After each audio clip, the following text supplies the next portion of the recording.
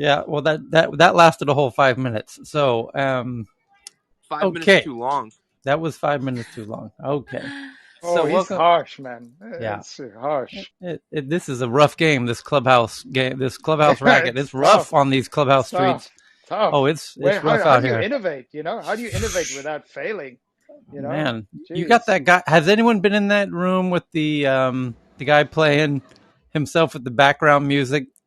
What does he call it? The Secret to Success Club or something like that? Oh, the one guy. I came in because Yes. you were there, right? Yeah. Man, It's just he gets 600 people listening to him. every time he's got 600 people Shit, every time. I gotta try something like that. DJ And Cal, like just it's sit just there. him by himself telling you how beautiful you are and you're a beautiful little butterfly and and it's Oh 600 people. man. It's just him all by himself talking endlessly for 6 hours. But it turns out it's a loop because I listened to him for 3 hours and it starts repeating after about an hour and a half, like perfectly. You listen to that for 3 hours. Yeah. Is that one of Jesus. those networking rooms where they're just reading each other's profiles and No, like no. No, that's It, different. This is it's one it's guy, it's basically. one dude. In fact, he's going right now, and in fact, he's got 355 people right now. Let's all go. Does he let anyone on stage ever? No, it's only There's he's the there's only a No. one love on story stage. there. There's a love story there as well. There's a lovely lady that he fell in love with too. Does she come on still? Have you heard that No, one? no. Okay. This Guess he'd one, go on more often. the name of he changed, and here's the weird thing: he changes the name of the room every day. So the only way you know it's him is because it's the only room with one speaker. I mean, that's kind of unique. I object you talking about my room in this fashion, Seven here. But this guy, he's right now. The name of the room is called Personal Magnetism, and it's been going on for 12 hours. And there's 400 people in the room. And if you go in there, he's going to talk every day. It's essentially the same conversation, and it's this same hypnotic looping music in the background. You notice that, Cal? Like it's Yeah. really No, it gets you in a trance. It's oh, like, it's There's hypnotic. got to be yeah. Is his name Jim there's got to be Jones? some subliminal stuff in there, man. And that Yeah, no, that's the thing. he's intentionally telling you it's subliminal. He's like, Oh, put the put this. superliminal. Oh yeah, he's like, put this on and let go, fall to sleep, get yourself in a comfortable position, and we're just gonna let this play out and just chill back while I tell you about how beautiful you are and life is great, and you just gotta hang tough and your dreams become realities when you stick to it. But he keeps it going for an hour and a half. But the weird part is that it repeats perfectly. So it somehow he records himself for the first hour and a half and then he replays it. It's now been going for over 12 hours. It's really But Tyler, bizarre. in the morning slot that we do during the week, Yeah. when you look at the analytics, it's probably the only room that's bigger than us sometimes, right? And so I got curious, like, what the heck, The sleepy right? rooms. That Yeah. is that. It's just The amazing. biggest rooms in Clubhouse are the sleepy rooms. It's really weird. So this guy's is a sleepy room, but it started out with the Lullaby Club, right? And that actually used to have fans. I haven't seen it in a while, right? But Oh, it's still running. It's still running. it's still happening, but it's not Yep. as visible as it used to be. Now there's other sleepy rooms that are playing chakra healing music. It's been going for 14 hours and 53 minutes. It's on right now. It has 218 people. It's the fourth biggest room in Clubhouse right now. Above them is this guy, the Secret Law of Attraction. He's got 349. He's been going for 12 hours. And then the biggest rooms, as usual, are in languages I don't even know what. This got to be Indonesian because they're using Latin alphabet, but it's clearly not English. I'm certain it's Indonesian, and it's got 4,280 people. And those are by far the biggest rooms in Clubhouse. Are the international rooms, always, all the time, either Thai, Indonesian, Middle East, and such, and Indian also. We got to start one with Cal, DJ Patel. Yeah. Honestly, But but by the way, this one, chakra healing music, it's meant for you to listen while you sleep. personal. The top two of the top 6 rooms right now are not only sleepy rooms, they're sleepy plus productivity rooms, meaning sleepy with a message that's intended to help you in some way. That's what the big, there's a reason Calm is a multi-billion-dollar meditation app. yeah. People need to Hey, chill out. Tyler. Yes. Tyler, Mohan here. I'm very curious. How are you able to see such things Club. easily, or you're actually scanning through a whole bunch of No, rooms to get them in that sorted order? It's a it's website, really man. simple. It's a Yeah. website called clubhub.site where you can see all of the rooms ranked automatically by the number of people in the rooms. Oh, thank you. I didn't Yeah. know that. Okay. I use it as my main hallway because you get to see everything ranked by the biggest to the smallest. And then you can just scroll down and just see, because it's interesting to watch. My favorite hobby is watching these rooms and watching which ones are going up the chart, which ones are going down the chart, and why. And based on the titles, based on the people in the room, because then it gets even better. You can click on any of the rooms. Like this room we're in right now, I can click on it, open it, and I can watch how many people are going in the room over time, like a stock chart. And it's going up, up, up, up, up, up, up, up, up, up, up, up, and it will go up for the next hour at least, as it does every time that we've done this now, twice a day for, 4 months when we started back in April or whatever. So March. And I learned from Tyler there are shapes of graphs. And this is a Yep, good Saturday it's so tutorial on cool. here. There Yeah, are shapes of graphs that tell you how good the room is, right? In a yep, sense, good meaning something that's got good engagement, long average listening time, and how good your content is. yep, Because the shape of the graph tells you that people are joining and staying, and you get a right. nice curve. Used to call it a nice. Used to send it to me and say, "Hey, this is a nice curve," and I thought, "What's he saying?" And then I figured, it's just the shape of that curve, right?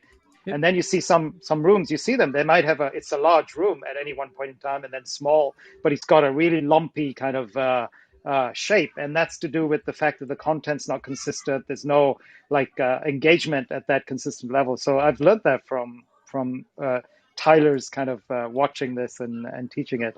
It's kind of interesting. yeah. It's a fun hobby. It's like some people do fishing or whatnot. I like to watch the shapes of the charts of these rooms. It's relaxing. What can I say? So let's So get Tyler, yeah. it's clubhouse.site. I Club go there Hub. and, Hub. No, Club Hub. HUB. oh, HUB. HUB. Thank Yes. you. Yeah, Thank that you. Yeah. site. Yeah. Because the other one Clubhub.site. brings up a Russian and English site, and there's nothing to click. Okay. Alrighty. So let's do the big news at the top of at this moment, live around this beautiful blue planet while it's still here. The biggest news of the day is the same big news from yesterday, that Biden signed this executive order calling on regulators to enact reforms. And we went through them in detail yesterday. But there's a new addition since we met yesterday, which is some people are working on the weekend apparently, because the new headline is sources are that the FTC, the Federal Trade Commission, has opened an in-depth investigation into Amazon's purchase of MGM Studios, Metro Goldwyn Mayer, the legacy Hollywood studio that Amazon purchased. Any hopes that Amazon had of completing this $8.5 billion purchase of movie and TV studio MGM anytime soon may have just gone out the window. The Federal Trade Commission on Friday opened an in-depth investigation into this $8.5 billion purchase. And that's the new addition as of right now. And that is new, but I don't see how that's going to play out, because Amazon, while it has certain types of monopolistic tendencies in certain areas around e-commerce, sure as hell does not have a monopoly around content like video. like not even close. Like it's not even in the single digits of content output. And MGM doesn't either. So I don't see how this acquisition would put them in. I mean, Netflix is and Apple TV, and you could look at the top 10, you know, movie consumption behaviors in any country you want, and Amazon's not going to be a significant force in anywhere, and doesn't appear to be any. It will eventually. I can see in 10 years Amazon running the movie game, but not anytime soon. Except from Amazon Cloud, where they are the back end for every streaming service and media service on the planet. About 35%. Yeah, I mean, in that they are a monopoly. I mean, it's them. I'll tweet an yeah. article about Yeah. AWS Cloud, and their Yeah. Every service from Disney to Yeah. Hulu, they're all Yeah, running AWS. Oh, I see what you mean. They happen to run all of the streaming videos platforms like Netflix on the back end. Got it. Yes. Oh, that's interesting. Oh, Evan, you crafty dog, because essentially that would give them a really interesting advantage if they know what all of their competitors, because if they're competing in this space of video cloud streaming, right? And they are playing in that space themselves, and all of their competitors are using their cloud platform, they get access to that juicy, super sweet, juicy. You can see the data dripping down their face when they're just sucking all that juicy, sweet data out of the cloud. It's just the moisture of that cloud, it kind of forms like a wetness on your face as you just rub your face through that cloud. Like when you go in an airplane and you're going through the cloud, that's what they're doing as they're taking their jumbo jet. Yeah, Jeff, Can I disagree with you, Tyler? So, Evan, is it really the case it's that high up? Oh, you're saying all streaming services? Are you sure that Akamai, Tyler, Apple does use Akamai and Google Cloud? Apple's using Google, by the way, in their cloud. Exactly. Akamai, Google, and both of those give Amazon a big run for their money in terms of CDNs, content delivery networks, as far as I understand. So I'd be surprised if every major streaming service uses Amazon, but they might well do. But US is the back end provider for Netflix, Disney, Hulu, Paramount, Peacock, HBO Max, Discovery Plus, Amazon. She's got the receipts. I can provide some content on this lawsuit too later on if you want to. No, go for it, Tyler. So real quick, Elizabeth Warren. I'm sorry, I'm just waking up here, so I'm gathering my bearings. But Elizabeth Warren sent a letter to the FTC urging a meticulous review of this merger. I don't know, a couple weeks ago, maybe a month ago. And in the letter, it was basically that Amazon is a service that impacts small businesses in the U.S. drastically, and that as part of their service to lure in customers to buy toothpaste and electronics and all these other goods that's driving these small businesses out of business, they offer streaming service content for free and technically operate at a loss. And because they're doing that and they're able to lure in customers through this type of content streaming content delivery network, that ultimately lets people bolster up the other aspects of their business, that this merger is another way that they're basically operating at a loss to try and manipulate market price, get more people in. So I think, at least from Elizabeth Warren's letter, and she tends to be a little bit more aligned with Lena Khan on antitrust issues, the argument isn't only that Amazon's going to be potentially screwing over the content delivery networks because they're basically giving it away for free, operating at a loss and manipulating the market that way, but also the knock-on effects of doing so is basically driving small businesses out of business. I don't know if that has any type of legal standing, but that is kind of the greater background here. It really centers around Amazon technically giving away their streaming service for free when everybody else is charging you something. Okay, now Renjith, but is it free if you're getting that juicy data for free? I mean, you're kind of, I don't know. But Justin, while you're here, Renjith just sent in an article just now that Colorado becomes the latest state to pass data privacy law. Colorado became the third state to push through a wide-ranging privacy law focused on data. Colorado has joined now California and Virginia in passing a comprehensive data privacy law that will force companies to make wholesale changes to how they handle people's sensitive information. The Colorado Privacy Act, which was signed on July 7th by the governor, gives consumers the right to ask companies not to sell their personal information while also giving them access to any data companies have about them. Consumers can also ask companies to delete their data, and the law forces enterprises to ask for consent to hold certain sensitive information like social security numbers, driver's license numbers, and more.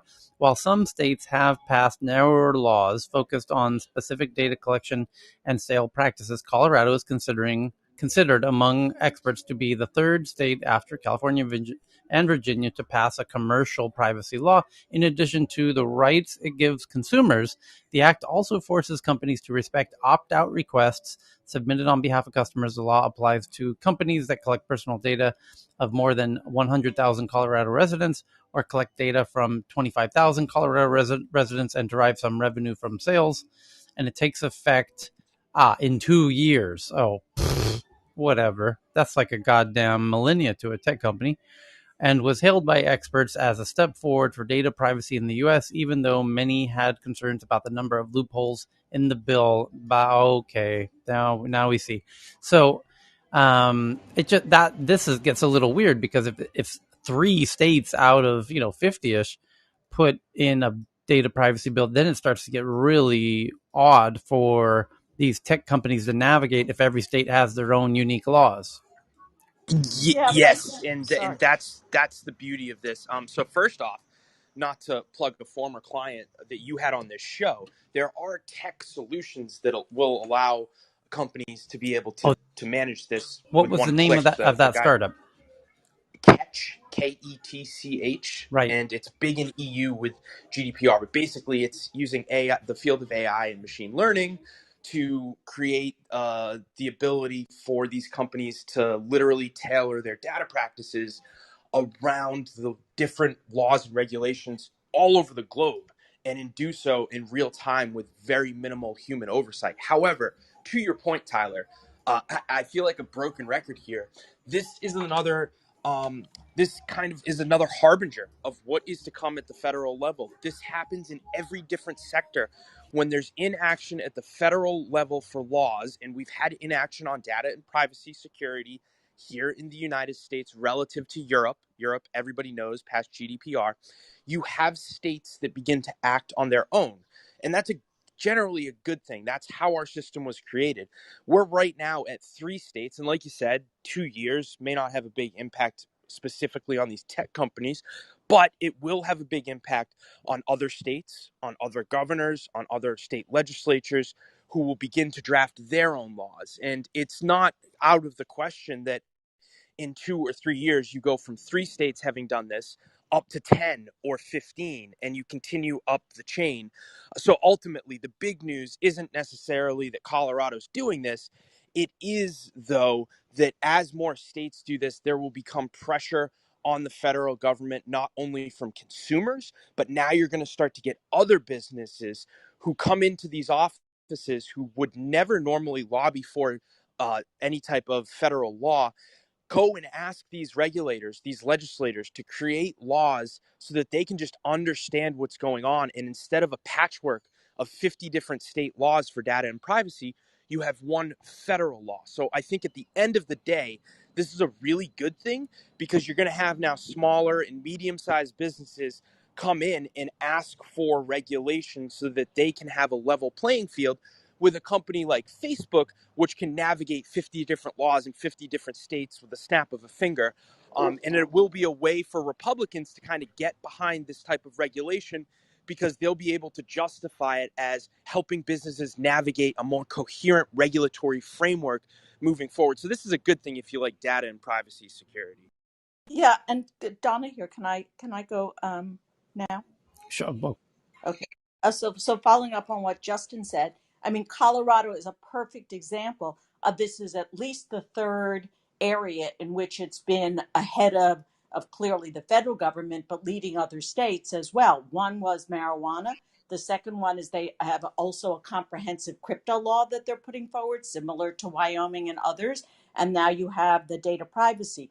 All three areas where the federal government is lagging behind, and yet they think that their state might have some, economic and other advantage by putting forth this comprehensive regulatory framework that may give them some competitive advantage, not only in drawing businesses, but for the people that live there now. Thank you.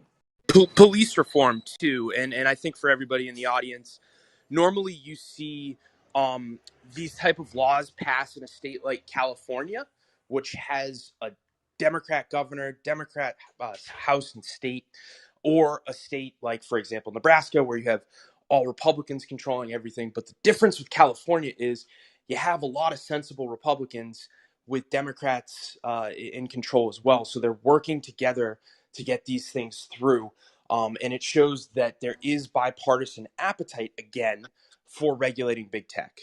Okay, so Evan, thank you for that, Justin. And as you can tell, Justin is a fantastic person to follow on Clubhouse for all things politics, and he hosts the best rooms, not only on politics. In my honest, humble opinion, he hosts the best rooms in Clubhouse. So I even would say he does rooms that are better than anything we've ever done in tech news around the world. So and That's multiple times, by the way. So, by the way, do you have a real hot one coming up, Justin? We have a couple hot ones. Congressman Seth Moulton coming up on Monday. We're taking this Sunday off. Then we have the former Federal Election Commission chair coming up, I want to say, on Tuesday. And then for the tech people, big humdinger, we have one of the foremost, if not the foremost, cybersecurity expert in the world coming up on Wednesday, former chief technological officer of Counter-Strike. It is the company that the U.S. government relied on to investigate the hack of the DNC. So if you're interested in cybersecurity and how these governments go about figuring out how they were hacked, you can hear from the guy who was running the whole operation, co-founded the company, and worked to kind of catch those Russian bastards. Dimitri, he'll be on Wednesday. Awesome. That's awesome. I will be there for that. So,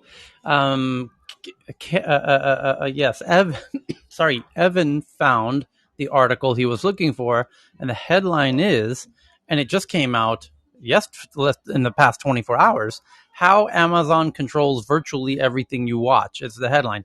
AWS, which is Amazon's cloud, not the store where you buy stuff. They have a totally separate business where they host everybody's websites. Basically, Amazon, Google, and Microsoft, between the three of them, make up 95% of the cloud that everyone puts their websites in. And Amazon Web Services delivers almost all filmed media in the US to your screen of choice. How are they leveraging that power? Super interesting. When Amazon announced that it would buy mini major movie studio MGM for $8.5 billion,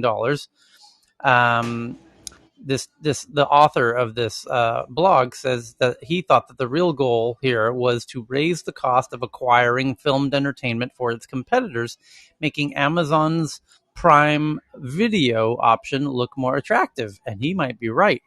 It also nodded to the fact that Amazon is a competitor in the streaming video and theatrical movie production, while also being a distribution network for streamers. Amazon also sells other streaming services through its website and through Fire TV, an Amazon device that makes streaming video available. This simultaneous negotiation and competition can create leverage for Amazon in its dealing with rivals and moves the company closer to taking a cut out of every economic transaction. But there's another side to this. No major streaming service actually delivers its product without the assistance of Amazon. That's true of major US movie studios as well. And once you understand the totality of Amazon's role in entertainment distribution, you begin to see its encroachment into the entertainment content in a whole new light. It's super interesting. I hadn't thought of that. I also just wanted to mention that's an interesting angle here is, kind of getting inspired by our favorite Vladdy Daddy, they could also slower down their services for their competitors, right? Because if you rely on their AWS services for speed and delivery of your content, they could very slowly, Maria, be I was the gonna say I thought the same, but I'm not as bold as you to say it out loud. But the same thought entered my mind. well. I'm not saying this is going to happen, but I'm No, saying but it is check a this out. possibility, obviously. And they could But they I could think just call it tiered pricing, right? I would just say I don't think they would do it, but I think this is the fear when you become so powerful that you would be inclined to maybe not provide the same level of No, but check service this out. Check this to out. Check. not Yep. first But check party this out. solutions. So YouTube won the video platform battle. YouTube, when it was starting, had a dozen other platforms they were competing against, which most kids today don't remember that era. In 2006 when they were all trying to figure out who was going to win, and YouTube won. And there's for a couple of reasons, and I often have mentioned that the fact that they allowed the video maker and even viewers to take the video code and embed it onto their blog or onto any website gave much bigger distribution. But there was another key thing that they did, especially once Google acquired them, because Google acquired them relatively early. And Google and then YouTube both have this incredibly core, strong belief based on data. They don't believe anything. They're geeks. They just look at the data, and the data show. And Google won, by the way, because they said they focused on speed. And what they mean by this is they think there's a huge difference between a web page that takes 0.2 of a second and 0.1 of a second to load. And that's the difference between you going back to that regularly or not. And it's 0.1 of a second. And that there's basically this feeling of when you're using your computer without the internet and you're opening things and clicking on things, it's kind of native. It feels like it's happening in real time. But when you're on the internet, there's this little split second delay, microsecond delay, and you can feel that. And Google's always believed, and they have the data to prove it, that to create a true habit, habitualness, a subliminal habitualness, when you do a Google search, the key, whatever mouse movement you do or hand movement you do, if it's like Command T to open a new tab and then you start searching, or some people use their mouse and right click and whatever, there's 10 different ways you can start a new Google search. I'll bet you don't even know what you do because it's subliminal. Your brain actually just does it auto-magically. And the reason your brain's able to do Google searches auto-magically without you knowing what keys you're even hitting or what mouse you're even clicking is because they've gotten you into this subliminal spot where when you want to do a search, this automatic system kicks in on autopilot and just does it. And that is very hard behavior to stop. So if a future Google competitor comes along, they have a very difficult problem of stopping you from doing that very physically ingrained, repeated, subliminal autopilot behavior. It's a muscle It's a memory, pure, right? yes, Pretty much at this right. point. And it's deeply ingrained, and they know that. And the key, they understood before anybody that the key to making that happen was reducing the speed of the actions, and YouTube as well. YouTube decided, okay, we have a choice here. We can opt when the person clicks the play button on a YouTube video, it can either play immediately with very low quality, or we could wait a few seconds and play in high quality. Many of their competitors went with, we're going to be about quality. The user can wait 2 seconds. We'll show them that it's loading. Okay, 2 seconds later it goes. YouTube and Google said, no, never do that. When the person hits play, in fact, the video needs to start loading before the page is even finished loading. Like, start playing the video, but even before they hit the play button, so that when they hit the play button, they get the response immediately, like as fast as technically possible, because that is the habitualness that that type of behavior response is what creates the habitual behavior, and they're super super super super sensitive to that. And I say all of this because now we understand something critically important that we didn't know 10 minutes ago. Thank you to Evan. That Amazon is the cloud of all of these streaming services like Netflix and Hulu and their own Amazon Prime. And so when you, to your point, Maria, and you said, oh, they might slow down Netflix or Hulu or Disney Plus or whatever, they don't need to slow it down by much. They only need to slow it down by a tenth of a second to get you to change your behavior and for you to get micro frustrated in a way that you're not even conscious of. It's a subconscious frustration. You just feel that it's not as secure. It's not as dependable. It's not as instantaneous. And then on Netflix, they're going to optimize for the speed. So that I wanted to do that whole spiel because that's backed. Everything I just said is backed up. I got the websites and all that, and I know because Jason and I were doing a search engine, and we got deep into the science of why is Google so sticky for people in the subconscious nature of it, and how. And we had meetings with them. We had dinner with them several times, and you start to learn very quickly how important this is. It's so important to them, and I think Maria knows this because if you are a website, whatever your website is about fishing or pogo stick jumping or whatever, ping pong, that the speed of your website, how fast your website operates, they prioritize that when somebody does a search for fishing. The site that they list at the top, right? They showed 10 blue links of fishing websites. If you want to be number one, you better, there's multiple factors. There's actually tons of factors, but one of the important factors is how fast is your website, because they want to make that fast, click instantaneous experience happen even after you've left Google and go on to the next site. So, because that's how important it is to them. So anyway, Yeah, yeah. there's that, and obviously that then relates to how much time you then spend on a website that you can load very quickly. But I just wanted to clarify, in case anyone from Amazon is going to email me after this room, is that I did not say that they will technically do it. I would say they might be inclined. No, you However, said you to your said they're doing point. it already. I heard what you said, Maria. Yeah, exactly. And social commerce is not happening.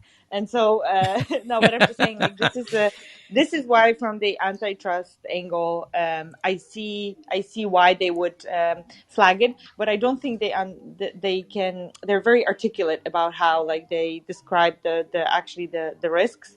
And I think maybe they should join this room more Yeah, often to learn but it's what's not happening. just the speed issue; it's also the data issue, because now they could potentially know all kinds of interesting details about all of their competitors that the competitors don't know about them.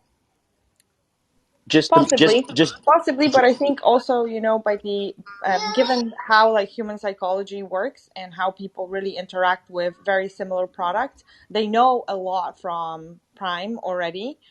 So yes, they could technically do it, but that's a huge lawsuit if they would enter those data silos. Mm-hmm. So it's more But they know where the router, they know where the endpoints are, the hops. And then to take this a little further, Tyler, imagine how important this latency is in the realm of VR Yeah. and stickiness in VR, addiction in VR. And if we go into the Video VR games, or the AR, and the ping inside of a video game. Oh my God, you just hit on the holy grail. So, and and you have this thing where you're now, for the most part, what the mobile devices did is it allowed the data companies to see where you're going. But now when you have VR, they're going to know everywhere you're at, even when you're in your house. but And so they have this unique hey, connection hey, of, but doesn't all this have a flavor of the net neutrality kind of thing where you shouldn't favor anybody, kind right, of, you know? yes, but that yeah, of course, but net neutrality, and Joe Biden just pushed that issue again with his whole new bill. But net neutrality is about charging for different tiers. This is going to happen completely covertly behind the scenes. Like, they're not even going to tell nobody they're doing this. They're just ever so slowly, in a way that no one will ever be able to know, 1/10 of a second delay their competitors' products, which won't seem like a big deal, but in the terms of habitual creation, it will be. And then more so in video games, every hardcore video gamer knows there's one particular data point that is of critical concern, which is your ping.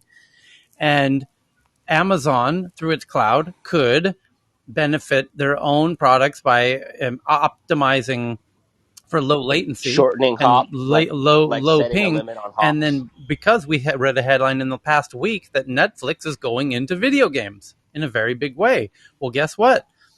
The main data point of all data points, the by far biggest data point that every gamer knows instantly is the ping, the latency, the time delay between me and the person I'm shooting. Because just like in an old Wild West, movie where you have two cowboys with two guns and they're squaring off and they're about to shoot each other, whoever can draw first wins. And it's a tenth of a second is a decade in that game. So if your speed is 1/10 of a second slower, you're dead and your opponent killed you. And it's the most frustrating thing in the entire world that you're losing because you're 1/10 of a second. Sounds like a lot. Not in a video game, it's not. That's an incredibly long time in a video game. So it becomes a super critical issue, especially as these streaming movie platforms are going into video games. Super interesting point. So thank you for that, Evan. And by the way, since we've been having this conversation, the room's doubled in size, and I now have, I'm not even kidding, we have more than 500 articles to go through today. So we're going to have to pick up the pace a little bit. So that was the first biggest headline of the day, was Biden's executive order, and this FTC now has opened an in-depth investigation into Amazon's purchase of MGM. But having said that, if the purchase of MGM isn't really the issue, it's the Amazon's cloud in some sense. Anyway, the second biggest story at the moment is that a new report, according to Bloomberg, that mobile wallets became the most widely used payment method in 2019, with 2.8 billion wallets were used by the end of 2020. And Southeast Asia is the fastest growing region. And mobile wallets are now the most widely used payment. Chinese wallets not likely to dominate emerging Asia. There you go. Any thought on that one? Going once, going twice. Next story. New York City opens a real-time cyber attack defense center, the first major U.S. metropolitan area to do so, with 282 partners sharing info on potential threats. Initiative brings together government agencies and business groups to share intelligence and respond to digital threats. And this is very, very smart and very, very needed. And what a rare, beautiful, proactive step for them to be doing. And just reading a bit of the article here, it says that set in lower Manhattan skyscraper, the center is staffed by a coalition of government agencies and private businesses, 282 partners, overall sharing intelligence of potential cyber threats. Its members range from the New York Police Department to Amazon.com and Internet, IBM, and the Federal Reserve Bank, and several New York healthcare systems. And until last week, the 2-year effort known as the New York City Cyber Critical Services Infrastructure was completed virtually, and New York's Cyber Defense Center opens as attacks against government and business infrastructure increase across the country. In recent months, cyber attacks have struck U.S. pipelines, meat producers, and software companies, and New York has long been seen as particularly vulnerable because of its status as a banking center and symbol of American financial and cultural power. And here's the quote: "If any city in America needs this cross-sector and government collaboration, it's us," said Manhattan District Attorney, who was among the founding members of the project. I got to say, it seems kind of brilliant, because now if one finger of the body is being attacked, it can alert the rest of the body that they're being attacked, in a preemptively giving a huge heads up, and they can start to coordinate behind the scenes in a way that should be done. It's quite brilliant, honestly. But any thoughts on stage? Hey, Yeah. Tyler, just going back to the Mm-hmm. last one, WeChat Pay is pretty popular even in a place like Yeah. Singapore with all the high Chinese population. And the other one is the Alipay, Mm-hmm. right? So, with China having 1 billion people, we can't easily just dismiss off the popularity of such apps. I mean, it's a matter of time. And Alipay had invested in, if I remember right, 18 foreign companies, including Paytm of India. When I visited Alibaba's headquarters, they have a nice uh, area where they, tell you about the Yeah. company, what all they do, where all, and all that. And so I don't know whether the article that you referred to is giving enough importance to this kind of Yeah, statistics. I think what they're not giving enough importance to is that those apps will soon be replaced by Chinese digital currency. And so China is going to tell Singapore, you're going to have to accept our Chinese digital dollar at your merchants if you want our people to come to Singapore. Yeah, I mean that quite possibly is a future story. That's true. I mean, the digital yuan, as it's Right. called, the CDBC or whatever the Yes. four-letter acronym. I'm forgetting Yeah. now. Yeah, CBDC. Yeah. Mohan, I have a question, Mohan. yeah, You Chiral. mentioned WeChat Pay and Alipay, right? But they are mainly used by the PRC, right?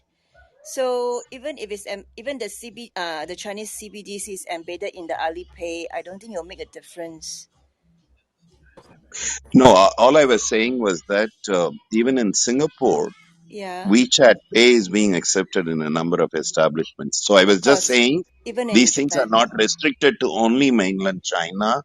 They are Mm-hmm. Yes. popular outside also. Yeah. That was my main point. Yeah, that's Yeah. right. Because they are used in Japan Yeah. too. I'm in Thailand WeChat. where they're very popular as well. Yep. Yeah. And they're beginning to be established in Europe as well, Yes. and they can be used in Australia too. And this Wow, I didn't even know some of these other places, even though I've been to Australia recently. I didn't observe that. Interesting. I see. Okay. And this circles back to the first conversation, which was about data and privacy or data collection. And here you're going to have not only from the China CBDC with the people within their country, but as they mandate through across the world, and of course, digital wallets are more prevalent, they're going to be able to track and see what you pay, how you pay, what you do with your money, which came originally from their CBDC, and as it travels back through what the economy back to their central bank. Um, well, I don't think uh, I don't really think that is a well proven fact. To be honest, I think these are commercial activity. Nobody seems to have an issue of PayPal and Mastercard have all your payment record either. So I think I think the threat of Chinese companies collecting data seems to be blown out of proportion here. Yeah, this will be the I Chinese agree with government, that. though. This will be the I, Chinese government, and they will mandate you take their CBDC throughout Africa, throughout Latin America. I mean, this has been already pretty well written about the tension between the CBDC and privacy. And in China, there won't be. And the question is, how will we in the But U.S. or Europe or other places Donna, may I say regulate something? privacy? Donna, I don't think that's a fair statement. I don't think that's been so well documented. Your referring is well documented because there's a lot of media seem to attack China from a very negative opinion. I think that I think this company are just exercising commercial expansion. There's nothing wrong with that. And for years that the top companies from US has been doing this, and obviously media is not attacking top Kai, American Kai, companies. And I sorry, think Kai. I think you're describing the business expansion as a threat. I don't think that's No, no, fair. no, Kai, I'm not talking. You're conflating companies and a digital currency of the government that will have tracking in it. I'm not talking about No, I what know what. what you're talking about, Donna. But if you talk about digital currency, has tracking it. That digital currency has not reached these countries yet. It is in development. And I Yes, think we know not only that. We China, a know that. lot of companies in the world are going to develop digital currency. You cannot attack the digital currency. I mean, government obviously are going to have to make an effort to actually collect more tax. And I May think I they make two also have a comments, please? benefit to actually keep Kai, I record of don't this think as well. I'm not attacking it. I'm saying that there will be a difference between the way in which the Chinese approach a digital currency and the way in which the West is trying to, though albeit theirs is also in testing stages. None of these are developed to beyond any kind of, beyond testing. So the Chinese one is specifically designed to track, whereas Yeah, but the Western ones are trying No, I don't think that's no, fair actually. Donna, either, Donna. I mean, Donna, China I, don't I, design this uh, to actually track you. I mean, they understand Donna, that. what I I, found recently when I read some articles on this topic is the central bank will sell some of these digital coins or whatever you want to call it to other people, and then they can dish it out. So I don't think on a per transaction 10 basis, million this, to be exact, sir. 10 million to be yeah, exact. yeah, but I don't believe the central bank will get on a per transaction basis the details of what transpired, because they're going to essentially give a bunch of these coins to other establishments, Paytm, I mean, So Alipay, whatever. sorry, Mohan. Can you tell me which central bank and which people and which establishment? I'm lost in which country we're in. I'm Donna, talking I've been about Chinese central bank. Chinese central bank has already distributed by lottery millions of digital yuan. Okay, they're Yeah, on their but I'm fourth saying, test. but The requirement for the yuan has been you must spend it. You have a certain number of hours or days in which to spend it. Cannot sit in some kind of account gaining interest or investment or something. You Donna, must at least spend they're it. clear about it. At least they're clear about it. In No, no, I'm China, not saying. I'm okay, not. so I'm not if I against might what. if I might make a comment Yeah, I'm not because I've against. I'm been just sure, and I stating. understand that. I understand that. May I make a couple of comments at the request of the three individuals talking? Thank you. So two statements that I'll just make. In the United States, legal is what legal says, right? So the government issues legislation, the companies follow that legislation, and then they do what the government says. In China, they're clear about what the government says, and they do it that way. Whether you're talking digital currencies or whether you're talking data is mined in the United States because of legislation, which is issued by the United States government. In China, it's done another way. It's the same thing. Whether you look at digital currencies, whether you look at data, both countries are doing the same exact thing. They're just using different methods to do it. End of story. The United States has digital has their own digital coins coming as well. Whether you call it the USDC, whether you call it another one. So I mean, regardless, what everyone is saying here, both nations are doing the exact same thing. So you can't be telling Kai that China is doing this. And frankly speaking, what Kai is saying there is absolutely correct. The United States is doing the exact same thing. I'll stop there. Thank you very much. I very much agree with Faraz. And in addition, my comment, I want to make a comment that there will be a lot of other countries will be taking similar approach, because this is the way the technology can be utilized for the benefit of different government, and in fact to help business as well. So can I just say we have not seen the U.S. dollar digital currency plan yet. The white paper is supposed to be issued this month. It's a collaboration between various private sector universities and the central bank. They have no indication that it'll be ready before 2 to 5 years. It's been running since 2014, correct? 2014 is when the work first started. Yes? Oh, I don't know it's that long ago. It's out of Yes, most of ma'am. it is okay, Yes, so it's ma'am. It 2014, is. but they're still only going to issue a white paper. They're going to issue a white paper this summer. Most of At the the end of work the is being done at out the in end the of the day, the legislation will come from the government, and the of course, government it will has tell. to. It has to come from the Absolutely. government, as Jerome Powell said Yes, ma'am. when he testified before Congress. In both bills last year that were for COVID relief, there was a portion about a digital dollar. It was premature, so they took it out of both of those bills. So they're looking to see that. It will also come at the same time, most probably, that will have stablecoin legislation. Dana, my nuanced point was I had not seen anything which said the Central Bank of China will receive on a per transaction basis of end consumers what they did with their digital dollars. I think there is one more level of shielding where some other entities like Alipay or whatever would have collected a bunch of these coins from the central government, and then what they do with it, I don't believe will be reported back, because the volume will be so high also. There's another point in all of this, which Cheryl, you bring it up. It's a perfect point. Okay. I will just share this news. The Singapore and France regulators, they have started a trial between wholesale cross-border transactions using digital currency. So the Monetary Authority of Singapore, MAS, and the Banque de France, BDF, announced that they have successfully completed the wholesale cross-border payment and settlement experiment using CBDC. So this experiment, supported by JP Morgan Onyx, simulated cross-border transactions involving multiple CBDCs.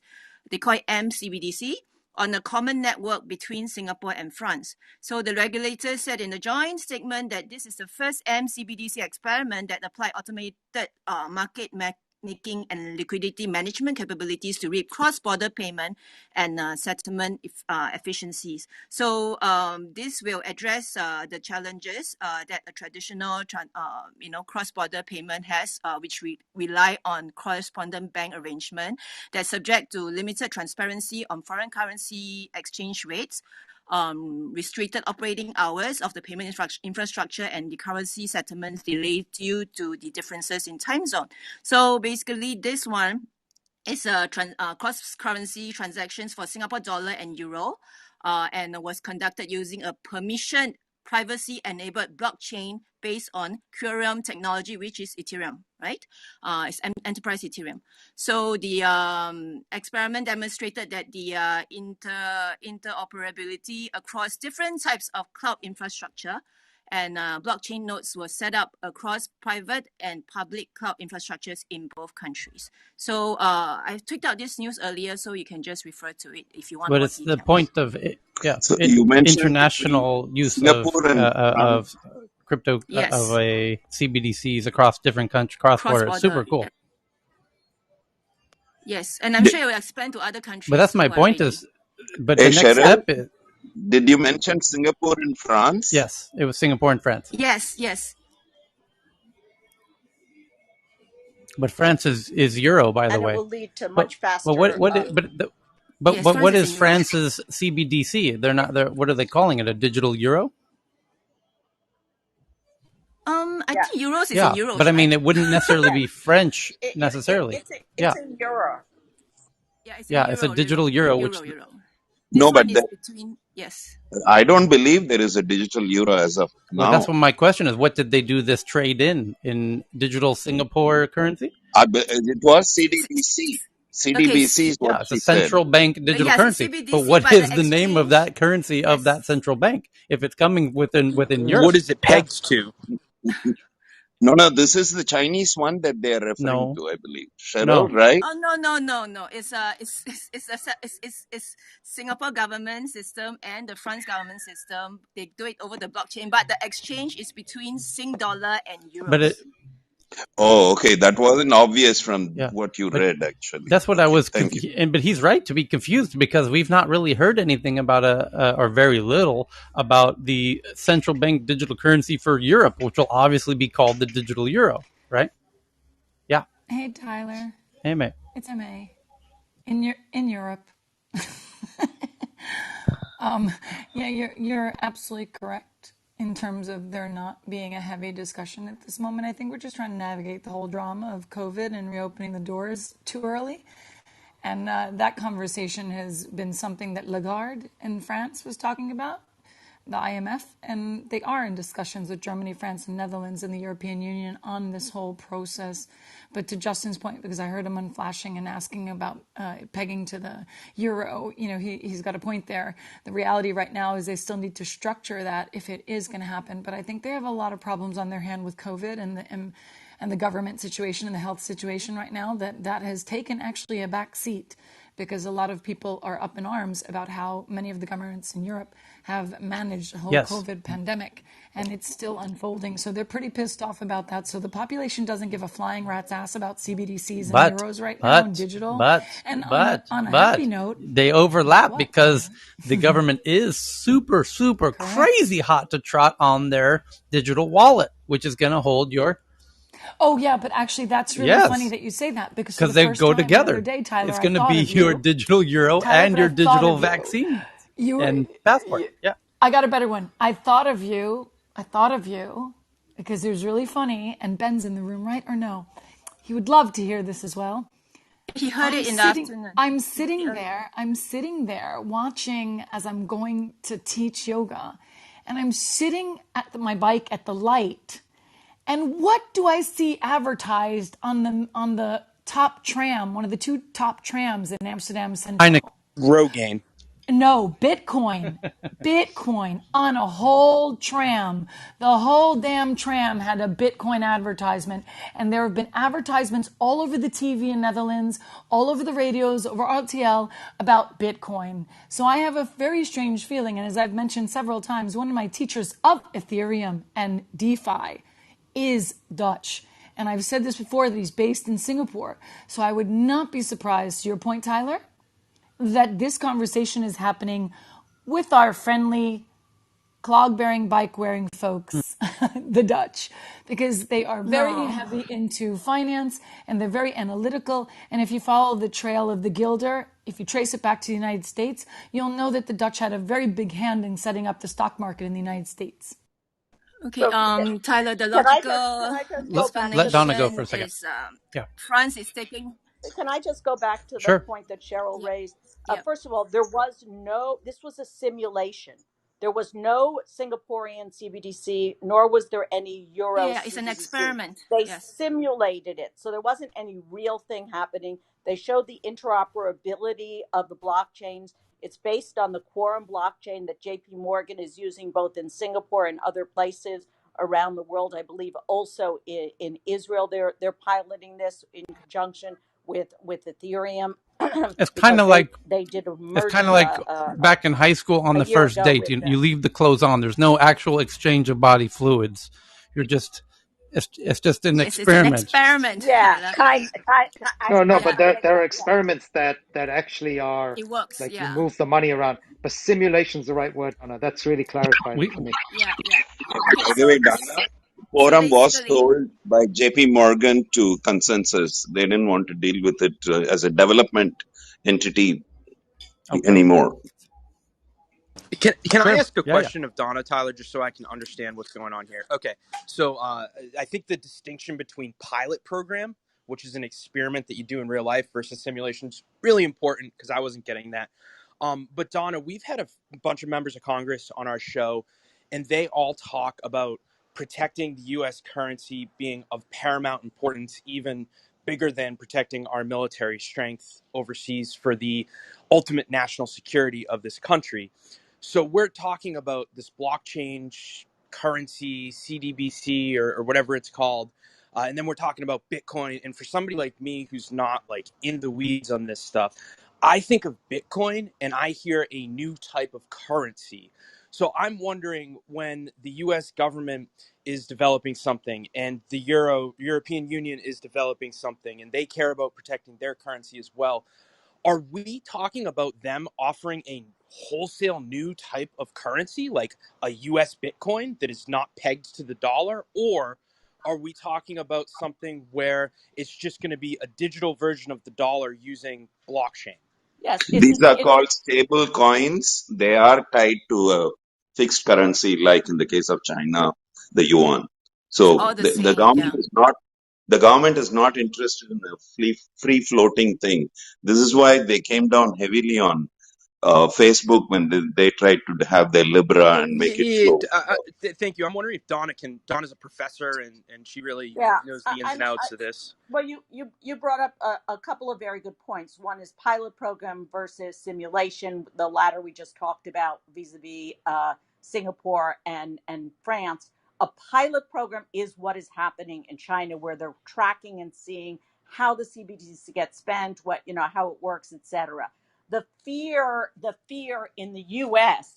around the currency situation is the digital yuan. You can go back and look at a 7-minute video that was done out of Harvard, in where Gary Gensler, who's now the head of the SEC, Larry Summers, etc., they all played different roles as the cabinet, talking about currency wars because of digital currency. The fear of the tracking of the yuan is that they will use the yuan. They will require that the countries in Africa and Latin America and South America accept the yuan, and then they will track it through where they're going in the same way that they have accounting of what goes on in China in payments, whether it be in Alipay or any of those. So the issue for many people in the U.S. thinking about dollar hegemony is out of proportion when it comes to Bitcoin